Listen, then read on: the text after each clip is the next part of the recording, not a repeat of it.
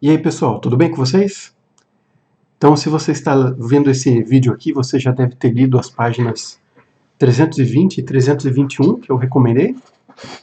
O livro fala nessas páginas aí sobre mistura de soluções, né? Então, diferente da diluição, onde você só vai colocar mais solvente, por exemplo, em uma solução de água e sal você só vai colocar mais água, na mistura você tem duas soluções diferentes e aí você vai juntar elas em um recipiente só e ver o que acontece. Então a gente vai fazer os exercícios 1 a 3 da página 321 juntos aí, para vocês pegarem um jeitão, né?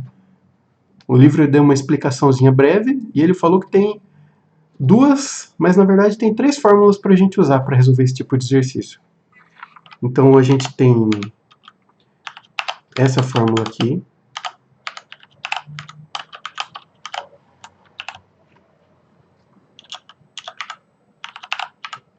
Essa fórmula aqui é para quando você está fazendo uma mistura de duas soluções que têm o mesmo soluto. Então, imagina que você tem duas soluções de água e sal, por exemplo, água do mar e soro fisiológico, e você vai misturar elas e quer ver a concentração no final, você vai usar essa fórmula aqui, porque as duas soluções são de água em sal. Beleza? Sal em água, melhor dizendo. A segunda fórmula é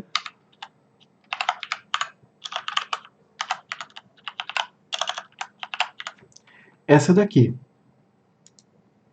Essa fórmula aqui é para quando as suas soluções têm solutos diferentes.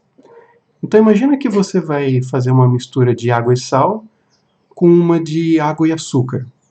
Você vai usar essa fórmula, que é a mesma da diluição. Por que isso acontece? Porque quando você usa uma fórmula dessa, você está pensando em um soluto só, entendeu? Então, por exemplo, imagina nesse exemplo, né? Água e sal, água e açúcar, vou misturar, quero ver a concentração no final. Você quer ver a concentração de quem? Do sal ou do açúcar? Então, se você quiser ver do sal, você vai colocar aqui concentração inicial do sal na solução que tinha sal e aqui concentração final. Ah, quero ver do açúcar. Você vai escrever essa fórmula de novo, agora colocando aqui a concentração do açúcar e aqui a final do açúcar. Beleza? Então, quando você tem solutos diferentes, você sempre vai usar essa fórmula uma vez para cada soluto que você quiser analisar. Então, se você só está pensando no sal, o açúcar não está mudando a concentração de nada, né? O meu gato está carente aqui, gente, não liga não. Então, se você só está pensando no sal, adicionar água com açúcar é a mesma coisa que fazer uma diluição. Por isso que essa fórmula é igual à da diluição. E tem também essa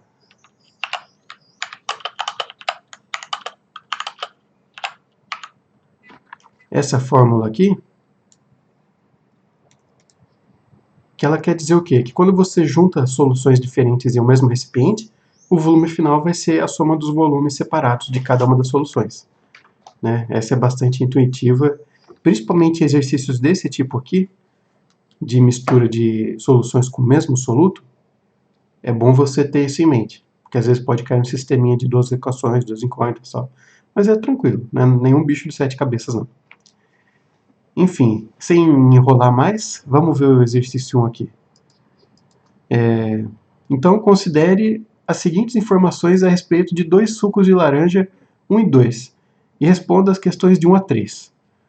Então, tem um suco aqui, o suco 1, ele tem 8 gramas de sacarose, que é o açúcar comum de cozinha, a fórmula dele é essa daqui, dissolvidos em um volume de 200 ml.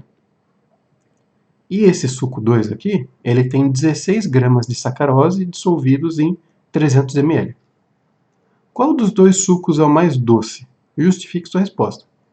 Então, para isso, a gente vai ter que calcular a concentração deles, né? Então, no suco 1, a concentração, lembra que é massa do soluto sobre volume. Então, a concentração aqui... Opa!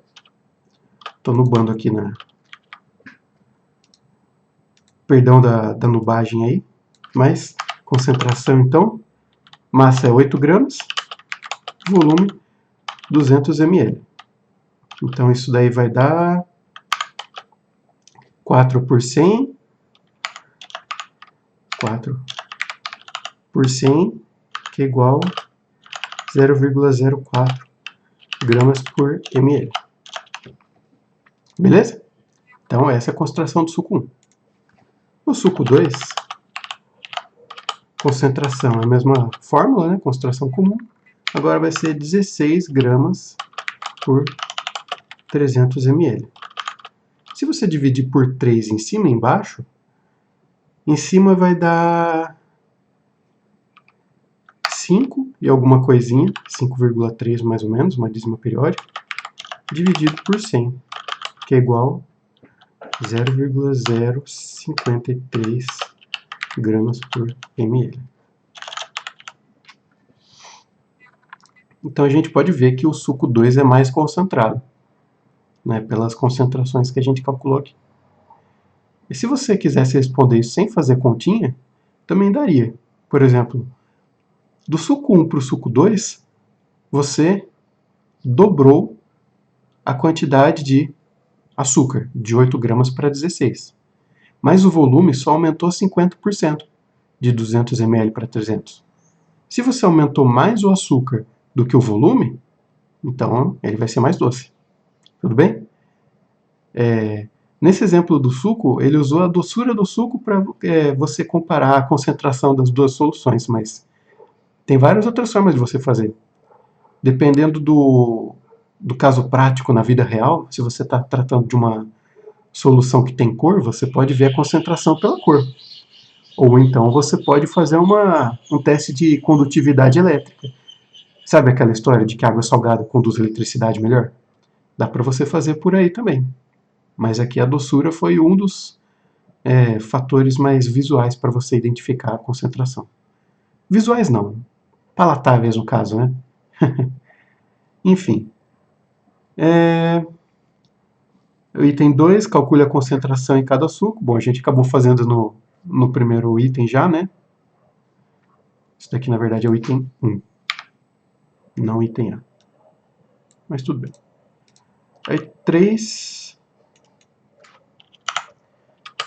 Calcule a concentração em gramas por litro do açúcar comum resultante da mistura dos 2 copos de suco.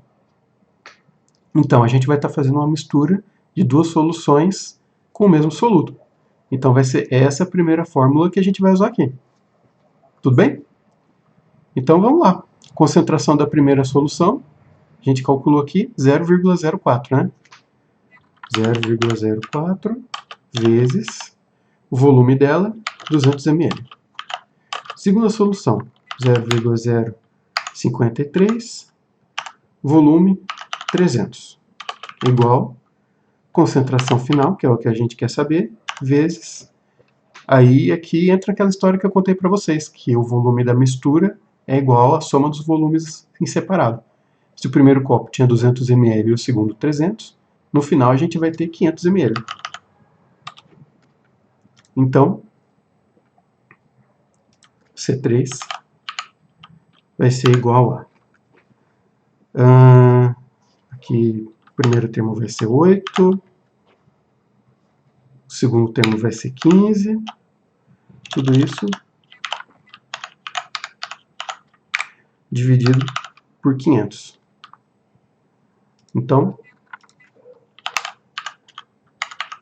23 por 500, que é igual, vamos dar uma roubadinha aqui, tá em casa pode, né?